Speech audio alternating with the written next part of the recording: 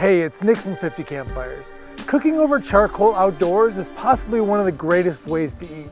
Today I'm talking about both briquettes and lump charcoal, and I'm going to show you an easy way to get that lump charcoal started using a campfire torch from Burns-O-Matic.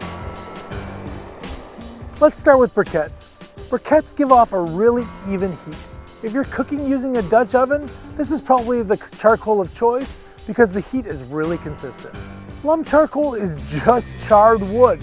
No chemicals added, no fillers. It burns more quickly, but it's not going to add any flavors to your food. So like I mentioned, lump charcoal doesn't have any chemicals and no fillers, so I don't want to add any of that to my food. I'm going to use this Burns-O-Matic torch and light the charcoal directly without use of newspaper or lighter fluid and get it going real hot.